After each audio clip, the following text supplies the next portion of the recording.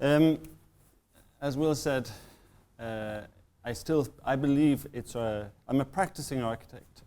I depend on commissions. I do a little bit of unsolicited work, but normally I depend on a commission, a commissioner. I depend on planners and other authorities to get my work approved and built. But I still believe that as architects, we have the responsibility or the role to try and make architecture from our buildings, and I mean by architecture, improve people's lives, day-to-day lives with the work we do. That's what I try to do. This is a kind of vintage work I'm going to show you this evening, and it's a very long lecture. I don't know if you're obliged to stay the whole 2 hours. But so as Will said, so the work is, we do all kinds of work, from a bicycle storage to a private terminal for planes, from schools and housing, all different kinds of work. We don't specialize in any kind of work, and we work mostly in the Netherlands, but we're also working in these places like China and especially in the Middle East and sometimes in South America. And the first project I'm going to show you tonight is my very first project, which is a bicycle shed. Now, people say you can't make a bicycle shed into a piece of architecture, and I believe we did. We managed to make it into a piece of architecture. We were the third practice that the city of Amsterdam had called to ask, would you like to design a bicycle shed? And the other two officers said, oh no, why would we do that? It was a bicycle shed that was only allowed for 5 years. It had to be demolished after 5 years. Now, you all, I don't know, most of you probably have been to Amsterdam. Amsterdam is a UNESCO monument, so you cannot actually change very much there. Everything is protected. Even the key sites are all protected. What is very nice about Amsterdam is that there are about 820,000 people, and there are more than 1 million bikes. And everybody, or 70% of all journeys, are done by bike. Everybody has a bike. So you'll take your kids to school by bike, you will do your shopping by bike, politicians go by bike, royal family goes by bike. Everybody is using the bicycle from every day-to-day business. The country is almost like a huge city. It's 50% under sea level, it's man-made, and it's connected by a series of train stations, and it's almost like having a subway. And people arrive to the train stations mostly by bicycle. And then you have this phenomenal problem of what and how do you store these bicycles. Of course, the greatest hobby is stealing bicycles and selling them for a very low price, or throwing them in the canal when you're drunk and it's raining. So the task was to create a bicycle shed without touching the bank, the quay side, because it's protected. I had to allow for the tourist boats to circulate, and they didn't want a building which was more than 2 stories high, because people don't want to push their bike up on a kind of staircase with a rail. They don't want to push their bike up the stairs. So we thought, well, why don't we, like what was happening in the 1960s, we were driving car parks where you'd park on a ramp and you'd cross over and go down the other side, using the topography, the slight difference in topography, to cycle up and down the storage. So the storage doesn't touch the bank. It has no structure here, so this is a 6-meter cantilever, and it's being pulled back by a wire here into a counterweight. And then the bicycle storage goes up to 4 stories at the top. And the idea was that when you get to the top, you have a kind of belvedere over the whole city, and you're rewarded for your effort. And you can cycle up and down, and in and out, and across. Now, of course, we realized it was for 5 years, and it seemed a waste to just build a building for 5 weeks and 5 years and demolish it. So we designed it almost like a kind of flat pack, like IKEA, where you actually could assemble the pieces and deassemble them in 5 years' time. And the funny thing is, this temporary bicycle storage turned out to be extremely popular. and it was meant for 5 years, and now it's almost 25 years old. And it turns out to be the most photographed object building in the city of Amsterdam by the tourist board. So what I'm trying to tell you guys, that you think, oh, I have a task, I have to design something that I think is not really interesting. Every single project, every single thing you do, you can actually make architecture from it. And it's very often the restrictions that give you the inspiration to come up with interesting solutions. We were, like everywhere else, I moved to housing now. You know, I'm interested in innovation in typologies and in materialization, how you put materials together. And in this city of Amsterdam, as you can see, it's extremely dense. Almost everything is built. It's a UNESCO monument, so it's almost impossible to find locations to build anything within the historical city. There was a street called Safatistraat, and there was a building something like this in the middle of this street. The street was considered a very beautiful street with nice buildings on it. 17th century, some of them. And in the 60s, the municipality knocked down part of the street, and they built this very large, not as beautiful as this building, but institution like this, and created a gap in the street line. And the idea now was to rebuild the street with 3 buildings. This was going to be an office building, this was going to be student housing, and this was going to be apartments for rent. It had to be the developers, this university hired a developer, and they wanted this building, the rent housing, to pay for the student housing. So we had to design a very cheap residential building which would have a high rent so that we could subsidize the student housing. And there were 3 generations of architects. We were the young ones, there was the older one, and this was the middle-aged one. And of course the young ones got what we call the bad deal. So the developer kept saying the cheapest form of housing is gallery housing. You access your house through a gallery, you have an outdoor space here. And I was fascinated with the idea of making internal walkways, because I think the whole country was filled with galleries after the Second World War, and people didn't see those typologies as having quality. So we developed all these typologies, and eventually, every time we did a solution, we had to make a cost calculation, and it was always over budget. And the client said, listen, I want you to make a gallery, I want 2 bedrooms, a living room, a bathroom, and a kitchen. This is what I want, and this is what is affordable.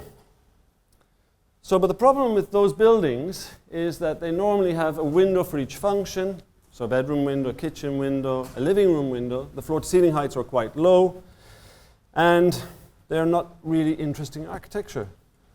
So we agreed finally to do the gallery, but we were also doing another study on households and the size of households, and more than 50% of households in the Netherlands, in Amsterdam, are made up of one person living alone. So 50% of the people live alone. And why would they want a 3 or 2-bedroom apartment? So we decided to give them one space, 2 cores, 100 square meters, and 2 doors into it from the gallery, so you could actually have a studio for working, an office, a house, and you could also have 2 people living in it in one space. And then we gave them different options for bathrooms and kitchens and workspaces. And by doing that, we created all these different variations, and we said the people who live in this house can decide where they put their bedroom, their bathroom, their kitchens, because of these cores. And it's a kind of plug-in, plug-in, play.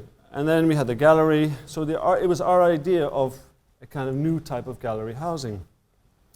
And what the Dutch do is they make this kind of concrete structures, and then they add a facade. Now, since we had that one space, we thought we could have one window. Historically, you had these very high, nice windows because you had much higher floors to ceilings. You had floor to ceilings of 4 meters, and now we're talking about a floor to ceiling of 260 or 240. So what we did was we liked the generosity of these facades, so we turned it on its side, and we made facades like this. So each house gets this incredible big window, 6 meters, for one space. And then we presented that to this historical committee, and everybody thought this would never get a go-ahead. We explained that we were trying to create generosity with the limited height, and we got approval to do this. Now was the question, how do you build it? And you know, I have an idea that, or I have a worry about people or workers sitting in the rain, putting bricks together and carrying things up. I thought, can we not make this as a factory-made, a pre-made panel, and have it put on site? And this was an experiment where we had insulation. Of course, there's a coal bridge here. This is not the real thing. And then we could make this panel, which was of 7.5 meters by 3 meters. And then we went to see the factory. And what surprised me was I was trying to make it labor-less, or less labor, and make it easier for the builders. And then I could see that everything was being done by hand, and they were sticking the stones into the... So you think you're trying to do something good, but actually, at least it was dry and warm in this factory space. And then these huge elements come at night into the city center, and then the glass is glued in, and this became the facade. So it kind of plug and play, where people could decide themselves how they wanted to live.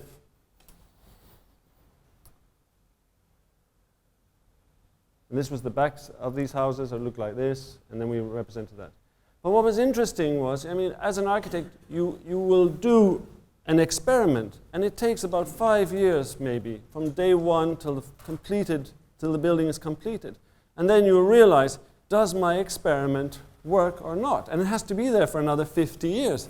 So it's a kind of learning by doing. And what we discovered was that people want to be told where their bedrooms are and their bathrooms are. At this time, they wanted to be told that. They want, as an architect, you to tell them, or they want you to design it. They say, where's the bedroom, where's the bathroom? We said, it's there, or there, or there. But they do like a kind of flexibility in where they have their living room, or if they have a work room, or if they have somebody living with them. They do request other kinds of flexibility. So the next project was a project in the suburbia in Amsterdam. So as I mentioned, Amsterdam is this UNESCO monument. This is the UNESCO monument. It's built like a hand with these fingers of urban developments that come out. And there's this phenomenal shortage of housing, affordable housing in Amsterdam. So they decided to build a new finger into the sea here. And this was already planned in 1965, a finger like this, another finger, to accommodate housing.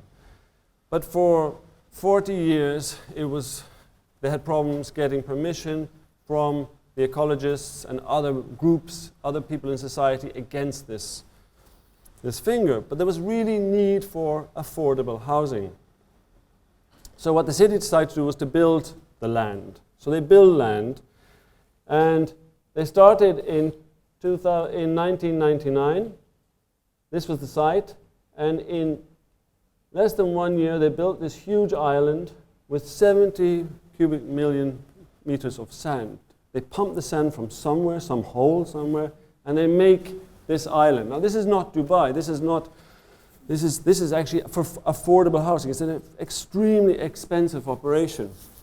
And they have this island here, and they start marketing, or they start calling it Amsterdam, because they need to get a high density and a high value to pay for this land.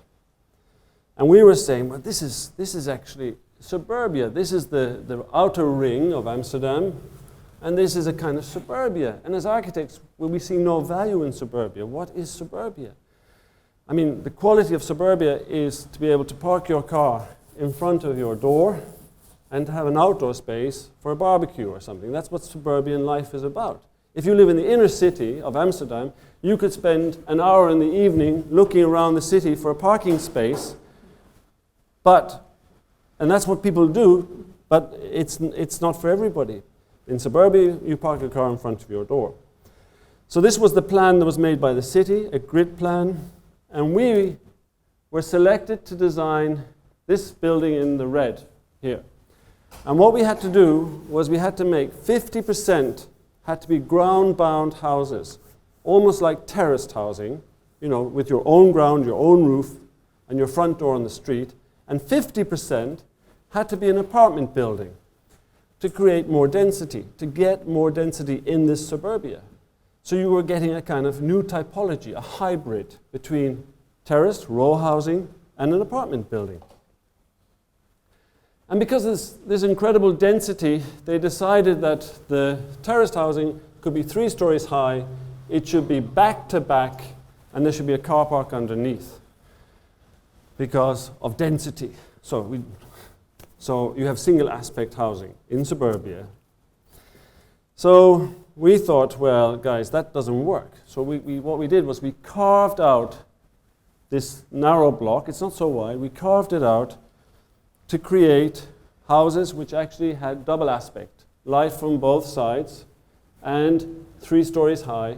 And we decided not to put a car park underneath because we thought if you live in suburbia, you'd like to have a garden, and in that garden, you'd like to plant some vegetables or trees and have a real garden, and not to be living in another apartment building as a kind of fake terraced housing.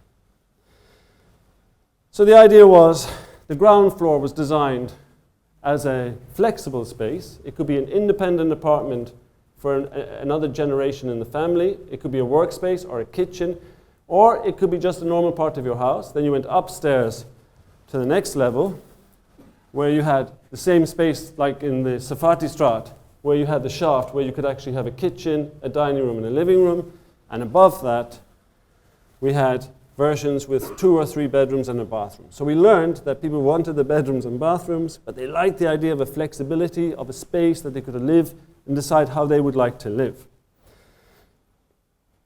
So then where do we park the cars? So the idea was, okay, let's park the cars underneath the apartment building. You drive in here, park your car, and you walk through here, and you enter your garden and enter your house. So you have this is the solution for the cars. In the apartment building, we decided to drive the car in here into a car elevator, and then you could park your car on the floor you live. So you could park your car in front of your front door. We had 4 apartments per floor, 6 car spaces. You also have a normal elevator, and you enter your house from here, 2 bedrooms, a bathroom, a storage, and then you could have your kitchen, how you like. It's kind of flexible space here, and your outdoor space.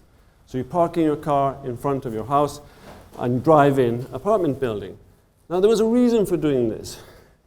The reason was that the garages in suburbia act as a wonderful place for your tools, for your kids to play in the rain. They're kind of another kind of space. So this is how it's used. Unfortunately, this is strange. And then people use this because there are only 4 families. They're sharing this space. So they use it for their woodwork, they put their motorbikes there, they even have sometimes their kids play football in it, they can work out in it. And what's interesting, we're seeing a decline in the need for parking. So this space is also a reversible space. It can be a space that you can convert into another function because it's not under the ground, not a huge space of 80 cars under the ground as one single space.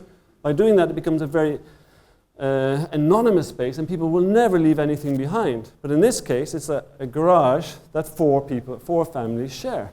So it's in a kind of interesting solution. And then for the housing, what we tried always to do is to nudge people to sit here in the evening, have a glass of wine, watch the kids play up and down the street, the old-fashioned kind of street life. And in the backside, everybody was able to have a storage for their bicycles and park and plant a tree in their garden. So this was a kind of interesting way of looking at suburbia and how you can see, how you look at your context and your place. Now, what's happening in certain parts of the Netherlands is that there was this huge building boom of housing, not in the historical cities, but in the new towns. And the problem is, very often, is that in this new town, in this particular new town called Almere, it is probably the best designed new town in the world, right? It is an incredible new town. And in that new town, all the stars of architecture are building buildings in the center. And every year, the city of Almere does a survey to find out satisfaction of its residents. And in the whole country, this town, or this city of 300,000 people, gets the lowest score. So people are not happy living in this place. But we're architects, and we should understand everything is designed, really well designed. And so every year, there is a problem. They don't score so well. And what's happening is that people in Almere are moving around Almere. So people say, I want a house with a garden, so we make the house with a garden. Then people say, everything is straight lines, so as the architects and the professions are planners, let's make curved lines. And then everything should be more green, so they add more green. And then they said, but we don't like green, we like water, so they add water. So every time the city is going around, running around, trying to invent new typologies of living to get a higher score, because the ministry is saying, why are people so unhappy living in your perfectly designed city? And it's because these people who live there are like consumers. It's a bit like the Louis Vuitton handbag or the new pair of Pradas or the new pair of sneakers. You love them, you wear them, and then after 2 or 3 years you think, oh, I like another one. So people are constantly moving in this neighborhood also. So the idea is, how do we embed, how do we engage the citizens in their, to appreciate and to own their house. Not just physically own, but mentally own their house. And if you build your own house, if your father or mother builds a house, if your grandfather builds a house, that house has a different meaning than somebody that they just bought as a speculative house. It becomes part of them. So the idea of the city now, what we've been doing is, how do we develop a new kind of mental ownership, getting the citizens or the buyers involved in the design process.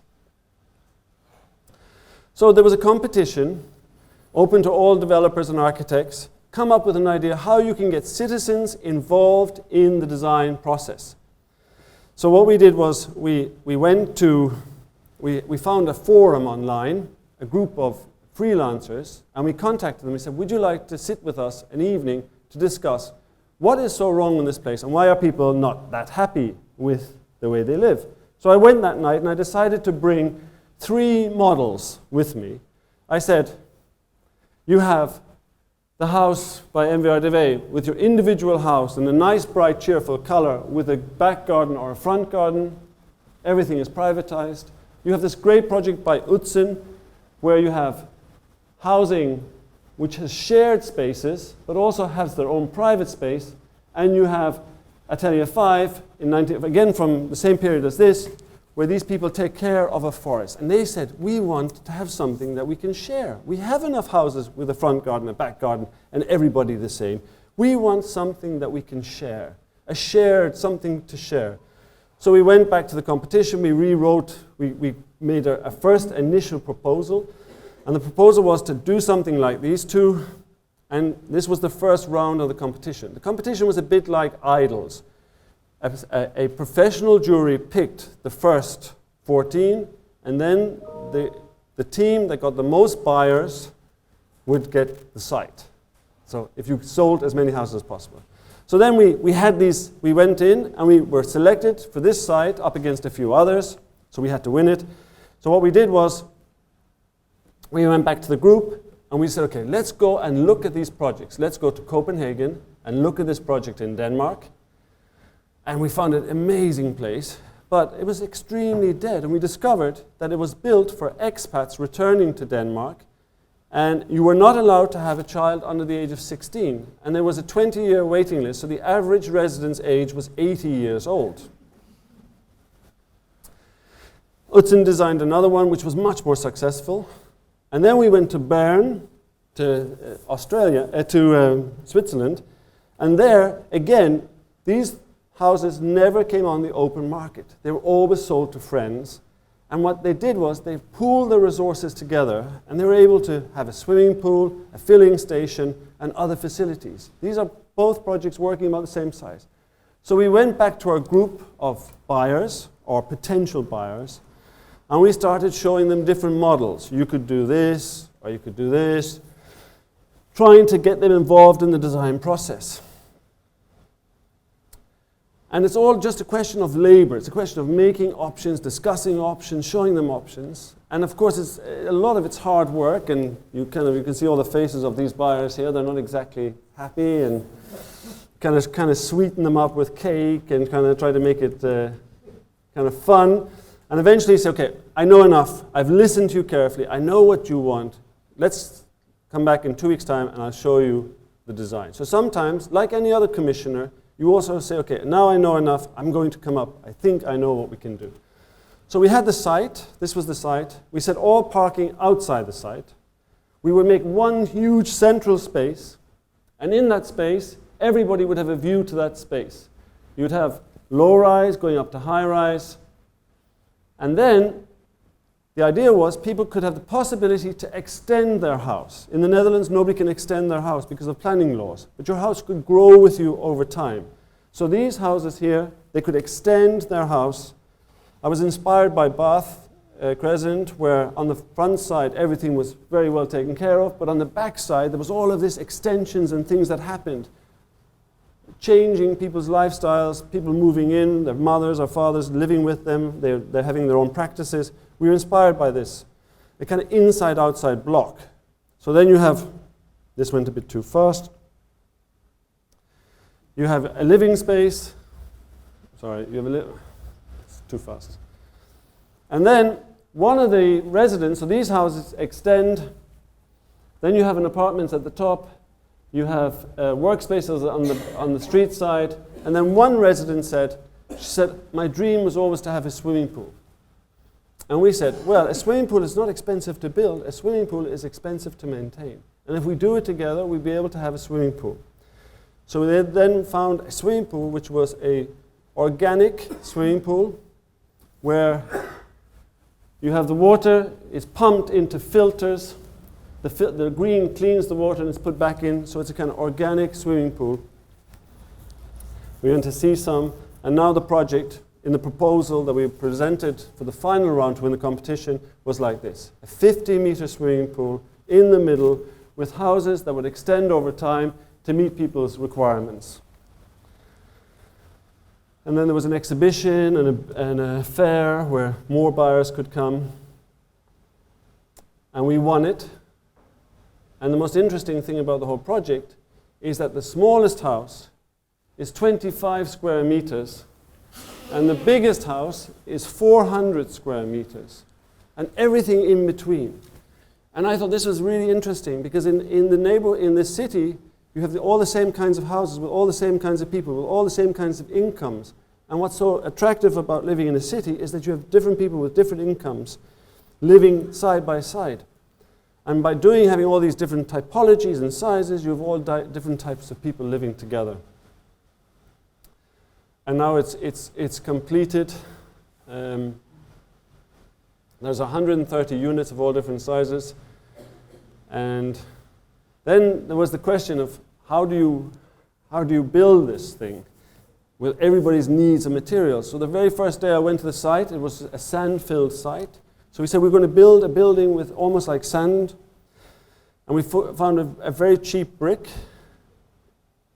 And then we asked the plasterers, the builders, not to take away the mortar. And by doing that, it became a kind of almost pre-aged. And this summer, it looks like this actually. And what's interesting now is that people feel it's their building. We designed it. We are owners of it. And they don't move so quickly around. And this is a kind of the act of trying to get people to be involved and to own it mentally, their buildings. This is the project that was on the poster. It's a small project. I go through it very quickly. But it's a housing project in Eiberg also. And what's happening today is the urban planners are not anymore interested in the ideologies of the post-war neighborhoods. But the post-war neighborhoods had they were based on Siam philosophy and but they were very democratic, and they were about giving everybody a good outdoor space or good access to daylight. And what the planners nowadays do is they want to bring back the old perimeter block.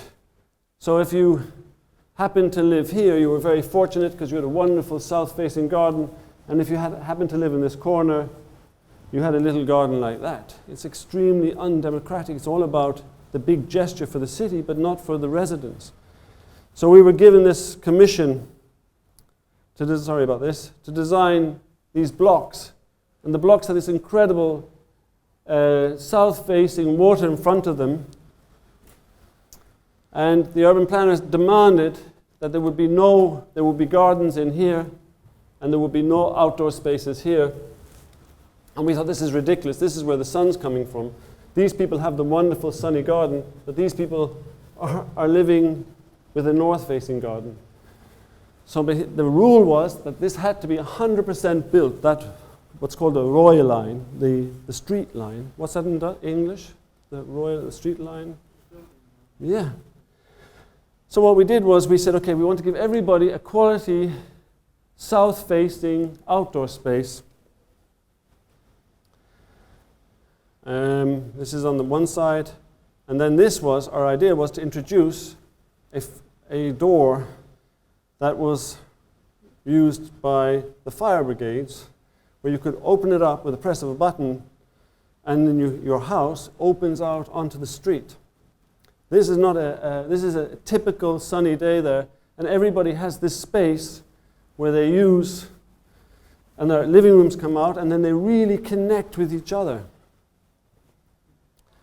And then it's also an interesting space because it's a kind of interface between the street and the home, where this acts also as a kind of form of privacy. And this was a problem. We were dealing with a restriction, and we were hoping to get people to live on the street, to work with each other, to play, to communicate. And by pressing this button and lifting up your facade, your living room comes out onto the street.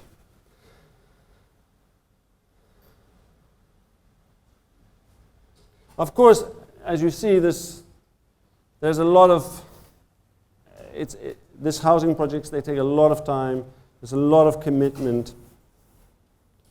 The results are very rewarding, but sometimes you get a call and you don't understand. Wow, I just got this commission.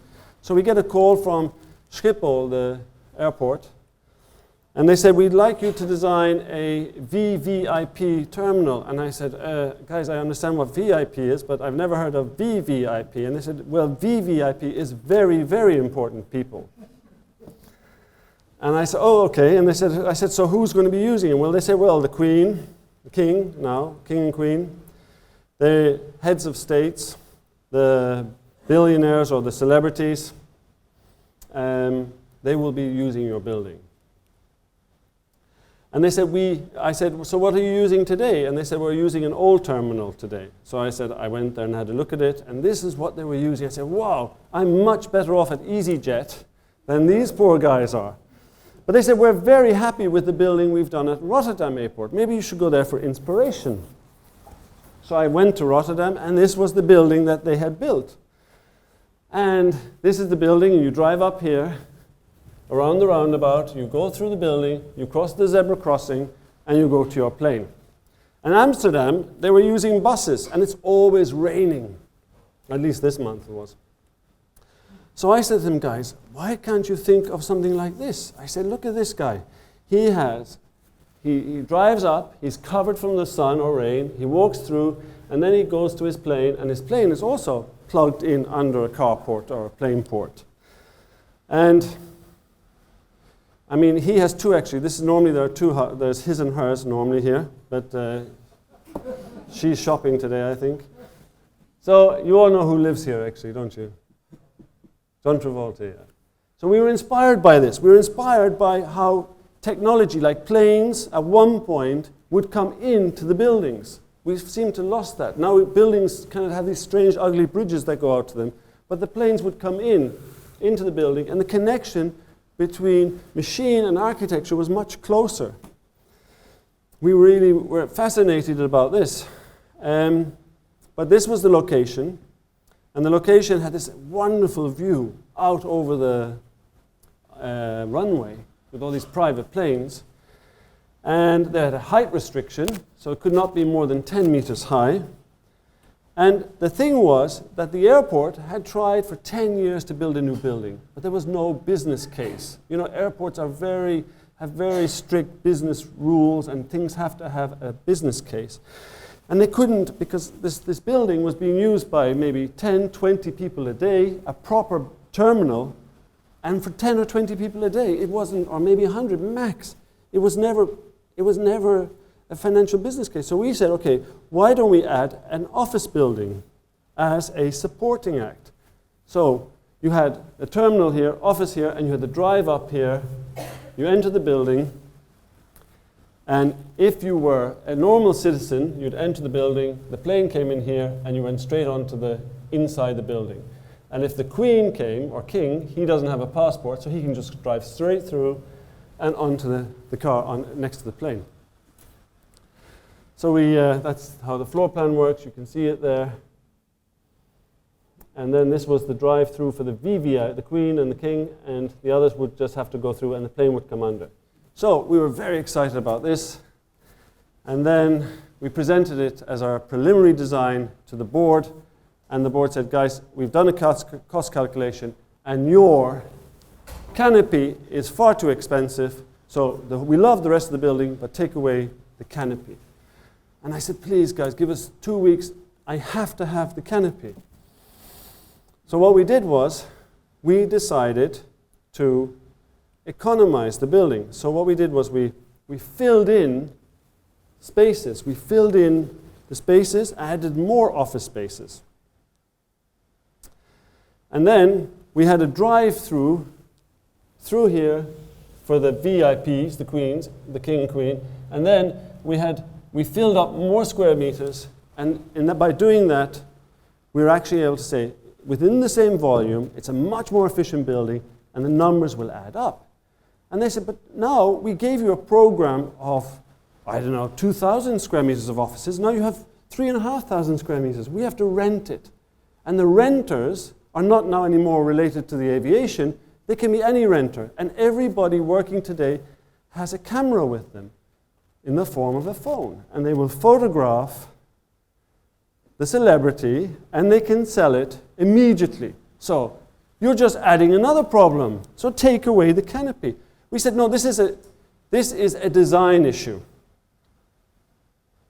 So we took the floor, the section, and we lifted up the canopy, and we cut off these edges, and we opened up windows so that you could look straight onto the beautiful view, but you could never look down onto the plane, so you could never see who was arriving.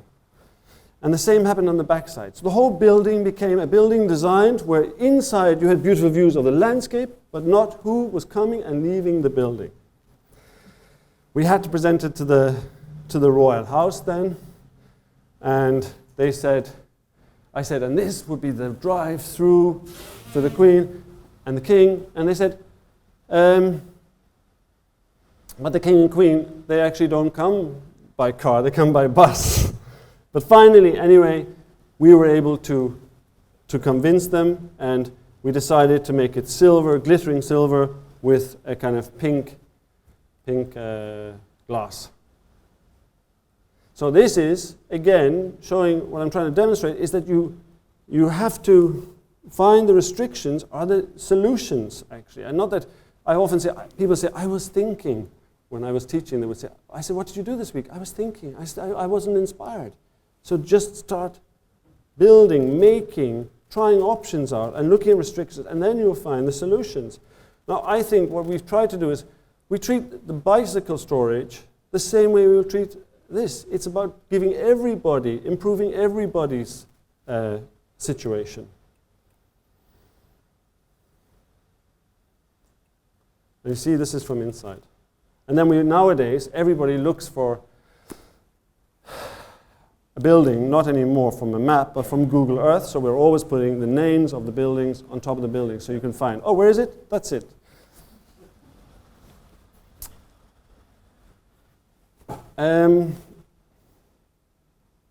Are you bored? No? You were asleep. You woke up. I saw you asleep earlier. That was very encouraging. No, I can show you my own house that I designed, because everybody says, you will hear this from your parents, your grandparents, your aunts, your uncles. Oh, it must be wonderful to be, you're going to be an architect and you'll be able to design your dream home. They will say, yeah, it's fantastic, you'll be able to design it. And actually, it is a nightmare. And it is the worst thing you can do, design your own home. It is a nightmare, I promise you. And my wife, I designed this house for somebody, a client. It's a long story about this house. And it got published everywhere. Everybody was talking about this house. So my wife, and another house, and my wife, she said to me she said, darling, can you please design a house for us? And being a yes man, I said, of course, darling, I'll design a house. She said, really? I said, yeah, but there's one condition, that you have to find the site. And if you find a site, I'll design a house. So my wife calls me one day and she said, darling, I found a site. I said, what? Yes, she said, come. So I mentioned these green fingers. So the city's coming down here, the city's coming down here, and there are these wonderful green fingers that come into the city. These are nature reserves, protected nature reserves. And this is the most important green finger. This is the Amstel River. So the whole thing is a nature reserve. And in the middle of the nature reserve, she finds a site. And the site is at the end of this road. And on the site there are two little farmers' cottages that were there from hundreds of years. And you're not allowed to build anything new unless you remove. So if you remove a building, you can replace a building. And there are very strict codes of conduct, whatever, building codes for these buildings. And this is a little island surrounded by water, 1,200 square meter island with a little bridge over to it. And then you have views of the business district and the sports. And then between you, this wonderful filter of nature. And the planes are flying sometimes overhead. And of course, the seller knew exactly what this was worth. So he hired an architect, and he'd been to the planning offices a few times, and they were negotiating, and they agreed on two proposals. They had this style house was allowed to be built there, or this style house was allowed to be built there. So the planning officers had agreed on this kind of country style house. This would they call English somehow, and this is French somehow. So, but my wife was nagging me, and all the time she said, we have to buy the site. And I said, okay. And I said, I cannot live in this house. I have to design our own house. So the planning authority said, you could build in this site a box. And the box, this is the planning document, the box could be 9 meters this way, 21 meters that way. It had to have 3 meters. This had to be 3 meters high. This had to be 7 meters high. And it had to have 2 sloping surfaces on the roof. So there had to be 2 sloping surfaces here. They presumed that this should slope and this should slope, so it's like a pitched roof. That's what they thought, but they didn't say it. But 2 sloping surfaces. And this had to be 3 and 7. So you had to have a minimum 15 degrees, so you could build a house with this shape, maximum 60, but the ideal, this was the limit. You could not have a flat box. They didn't say walls had to be straight. That was not written down in the rules. Walls were not written down in the rules. So what we decided to do was to slope 2 roof surfaces and 2 wall surfaces. So you get this object, which this is sloping, and this one is sloping. Two of these are sloping, and this is sloping, and the other one's sloping. So you get this kind of diamond-like object. Minimum contact to the ground, preserving the garden, maximum surface here. And the idea was that we would sleep on the ground floor, 2 entrances on both sides, sleeping on the ground floor, 3 bedrooms, walk-in closet for kids, bathrooms that we shared, strange concept I had, and master bedroom. And then upstairs, 1 huge space with 2 kitchens looking over the landscape, 2 staircases up, and then this became the object. And then there was, in the basement, a huge basement for facilities underground. So this became the design of this house.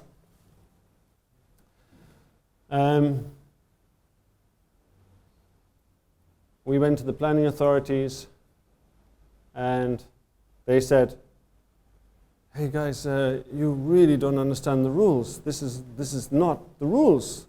And I said, "I didn't break any rules." And then the lawyers came, we went to the lawyers upstairs, the jurist came down, and she went through all the rules. He didn't break any rules.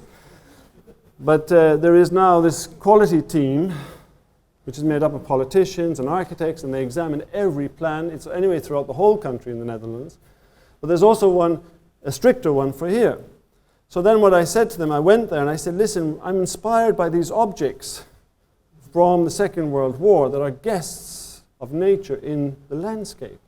I said, when the farmers worked on the land, they had small windows because they were out all day, and when they came home they wanted to be warm and comfortable. But today we're all in offices or working inside, so I want to bring the nature into the house. I was inspired by this church. So the planning permission, the chairman stood up, he clapped, and he said, "Okay, you can build this house. Make sure your client pays for it." And then I said, "Well, I am the client." Everybody in the room was like open hearing like this. Everyone in the room, this is corruption, the guys paid him. There wasn't corruption, but when he sees something spectacular or interesting, he can make a choice like this. So there's this architect called Julian Lampens, who built this beautiful church in Belgium. And I was really inspired by his work, so I decided to go and visit Julian Lampens and spend a day with him, and we were talking about his buildings, how he did it. I showed him the design. He said, "You'll never be able to do this today." He said, "When I was making my buildings," he said, "they were uninsulated. It was concrete. You had the wood shuttering. We poured the concrete reinforcement. We took the wood. Today, you'll have to build wood shuttering, concrete. You'll have to insulate it, and you'll have to do the same thing again. So you're doing it 2 times over. It's impossible to do this." He made this beautiful house. These are really, you can go and see this. It's open to the public, actually. And then I was like, wow, how am I going to do this? Then I found, actually, in Switzerland, a material called Misopor. And Misopor is insulating concrete. And it's made from the rest products from glass. So I thought, wow, I have the product to do this. You know, I promised this chairman I would build it. This is a house that, this is not a great picture of it, but this house, this is this insulating concrete. It's one massive piece of concrete. And you have extremely simple details. So the whole house is concrete, and then you have the aluminium and glued glass, and you get this very pure kind of architecture. But there was this problem, was that the concrete industry did not want to import this product because they had a monopoly and they had agreements with quarries in Scotland and in Belgium, and we had to get it through the regulations, and it was really coming against a brick wall. It was impossible to get the government and the authorities to accept this material in the Netherlands, although it's built in Switzerland. I thought I had the perfect solution for the house. And then I was getting really frustrated, and a friend of mine said to me, "Don, you know what, you should build this traditional house. You just build block work, insulate it, make a void, add some plate material, and coat it in a color. And just do this, design it, price it, and just go back to the planning authority and see if you will get the house built." And then it had turned on to be this color. I really wasn't that happy with the house. I didn't really like it. And we have a cake club in the office. Every Friday we have cake, and one of the guys in the office made a cake of the house, and he said, he said, let's open the prices from the builders. We opened the prices from the builders, and the house turned out to be even more expensive. So double the price. It was a difficult time. It was just before the crisis.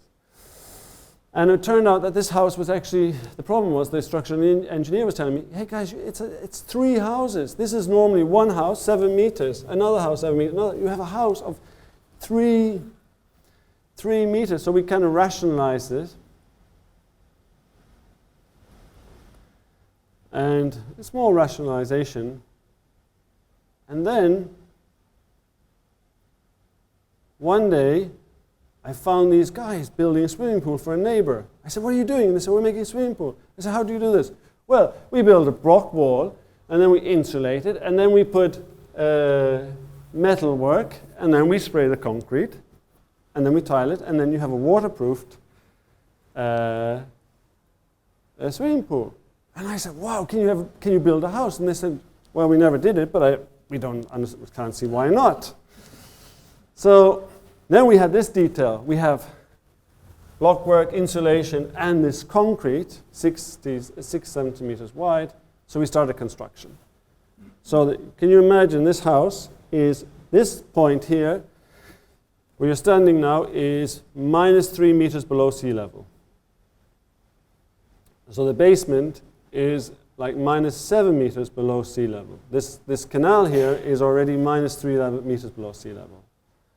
So then we started making the brickwork, the steel work, and then we put on the scaffolding, insulate it, and then we have to put all of this all has to be welded by hand. It turned out to be an enormous exercise. And then after that, we start spraying it with concrete. Then the building was stopped because they thought it was not environmentally safe. Why are the guys wearing oxygen masks? And then we managed to get it back on. I told you it was a nightmare. And then the idea is we take off the scaffolding and we smoothen everything off by hand. Then the whole thing gets taken off. But I really wanted that kind of orange skin that you have with concrete. So then, like if you're spraying your model with color, we got concrete and we went around the building spraying it with concrete finish so that it's concrete, it's smoothened to get the sharp lines, and then it's sprayed again with concrete. And then the glass is put in. And this is what I went to the planning department with, and this is when it was finished. So you have a door here at 60 degrees, this is sloping, so you press a button and the door slides open. This is a concrete door on the back side. This is one of the staircases up. This is upstairs. And the whole idea is to bring that incredible landscape into the house.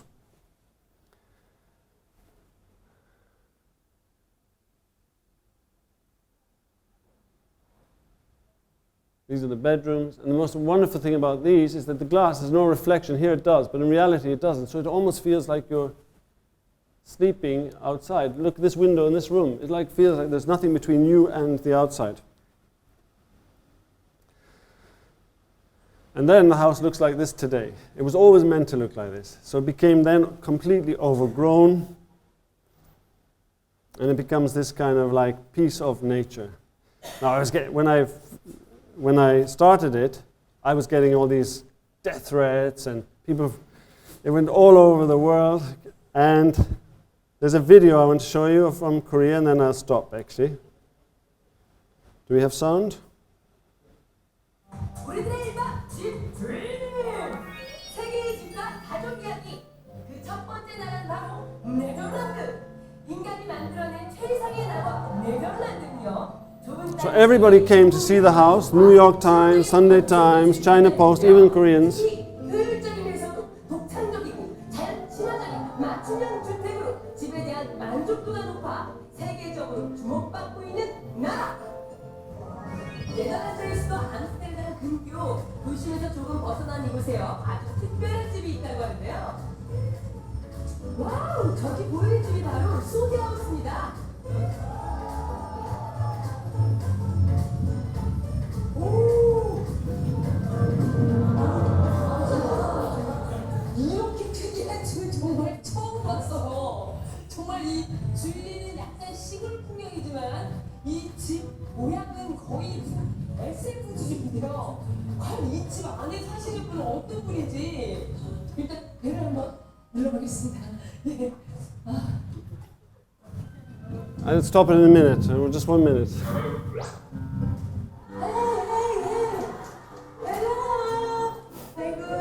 이 집의 건축가이자 주인인 건씨 부부입니다. 안녕하세요.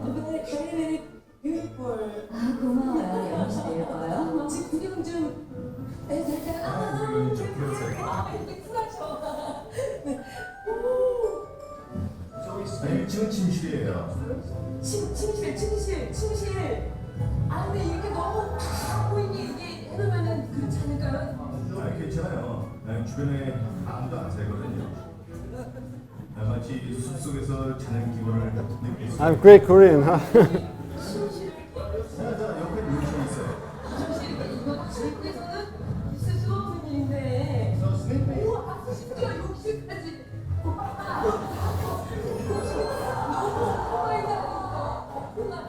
너무 이렇게 공개하는 공개로 된 집은 정말 처음 봤어요, 진짜. 지금 딱 와봐요.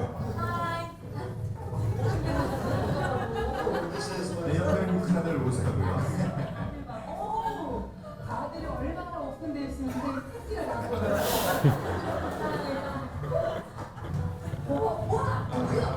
This is the problem with an architect as a father. 소원이었는데 지금 하고 있는 게 진짜 소원이었는데 진짜 예쁜 집인데 푸른 잔디 옆에 또 물이 있네요. 리버? 사방이 문화로 둘러싸여 있어서 집이 마치 작은 성 같죠. 정말 멋져요. 자, 이제 집 안으로 들어가 볼까요? 건실을 따라 소대하우스의 집 안으로 들어가 봤습니다. 우와 자동문 외관부터 굉장히 독특한 소대하우스. 과연 집 안은 어떨지 여러분 궁금하시죠? 내려오는 집.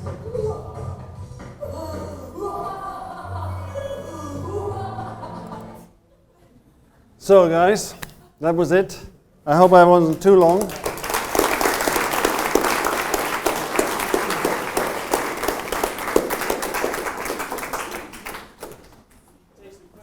Of course. There's never any questions. How do you spell the name of the glass concrete? Oh, I don't know. Misapor. Misapor, I think. Okay, sure. Cheers. Yeah, I'm sure you'll find it. So, you had a question, Oliver?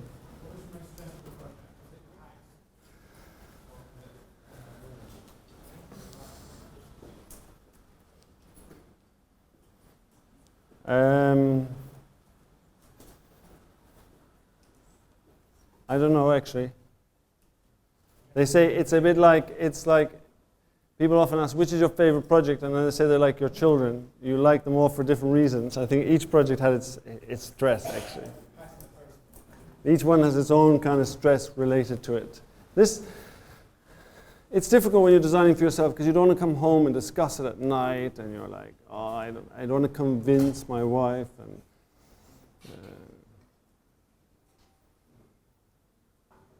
yes? In Almere, Yes? where they were involved the users Yes. in the design process. Yeah? Were they involved like in the development of it like continuously, or it was just like one initial meeting? And then Oh no, they were in completely. So some of them, one house was designed for a cook, so her whole house was related around cooking. Somebody else was a photographer, he had a studio built into his house. Somebody else was an estate agent, she wanted a shop in it.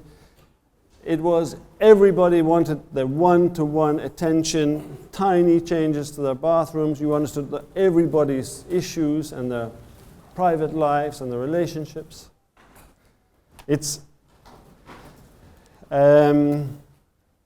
It's a hell of a lot of work, actually. Yes?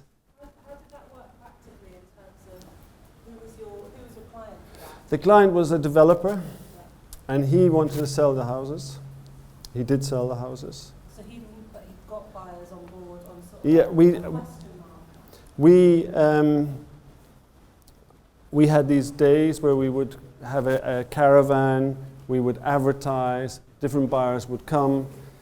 That fair that we had, they would also sign up, and then sometimes there would be a room like this full of buyers, and then it became entertainment for them. What is the architect going to show us this week? And they would bring their grandparents with them even. In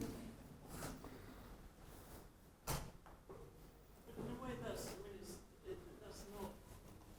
not bad, you know. So the idea that you have to actually kind of communicate Mhm. money, it's not. No, I'm not. I'm not. It does seem positive, but as you say, but it's still you going away.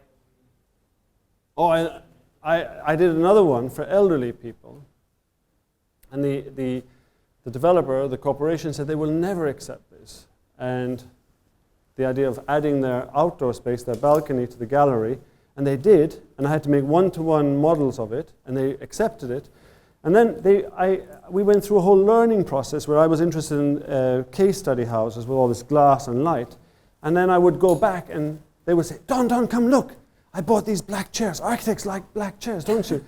And you knew everyone. You knew every single resident in also these projects. Everywhere you go, you know the residents. You know their whole life. Actually, it's very rewarding. It's far better than this anonymity where you design and it's built. But it is a lot of work, and you're not paid extra for the work. Do you consult users for most of your projects?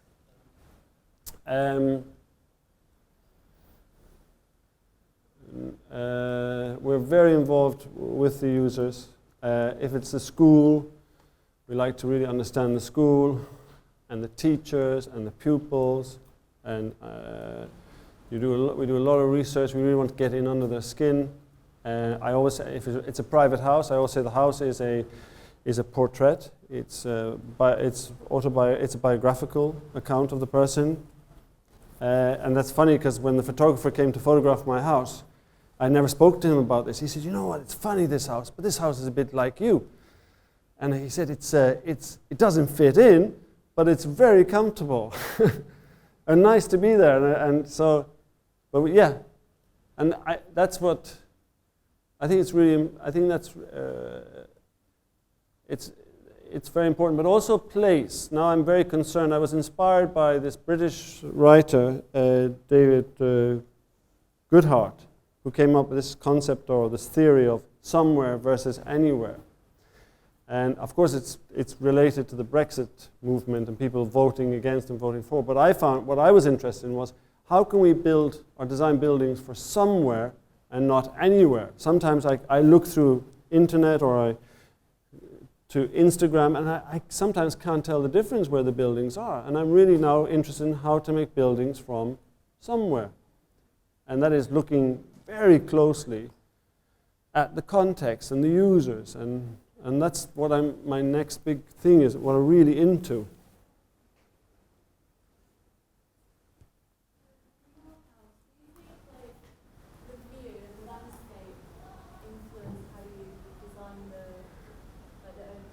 Absolutely. I would actually just want to live in the landscape. I think we're all becoming biophilias. We want to live in nature, in as much landscape as possible, but of course the climate doesn't allow us. So the idea was just to have a kind of glass sheet between me and the outside. And what I'm astounded by, since I've lived there, I'm so aware of weather and climate and how the light changes and how the rain falls and the difference in temperature between winds, and you see it coming. It really has made me much more aware of these things, landscape, because of it.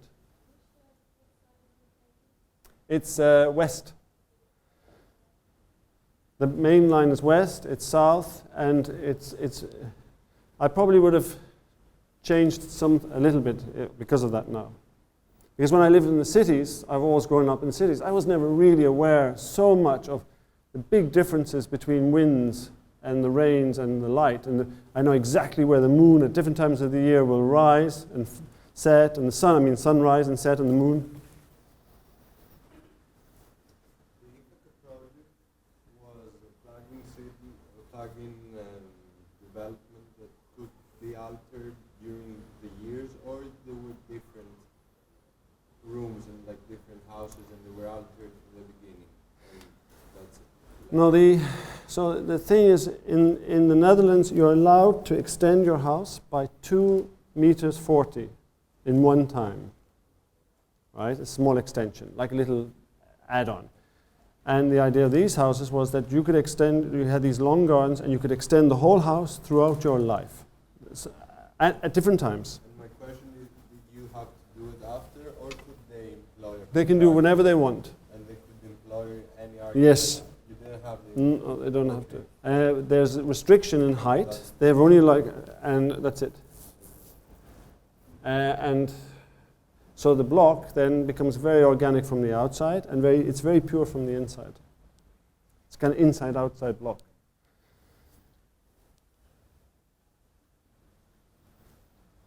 A lot of the work is sort of going off the feedback of how people feel, behave, or experience in space.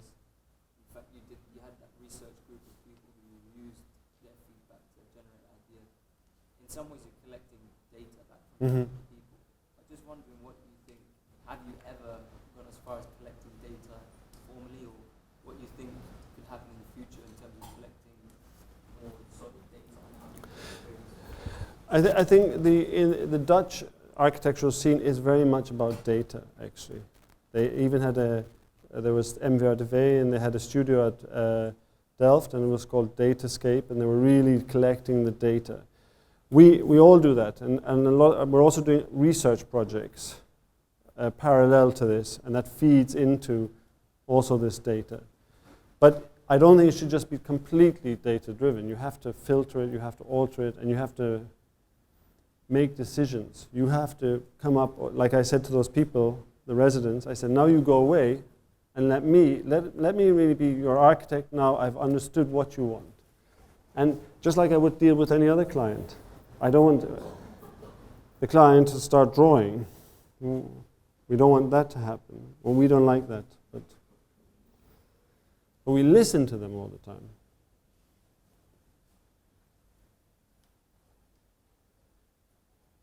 It's very different from school, of course, because you have to do it all yourself. It's never like that in reality. You're never alone as an architect you never practice alone in reality. You have a client, and if you don't have a client, you have to deal with planning regulations, you'll have structural engineers, you'll have mechanical engineers, you'll have to convince people. It is, you have colleagues, you have department, you have to present it maybe to panels that approve it. It's easier, actually, much easier.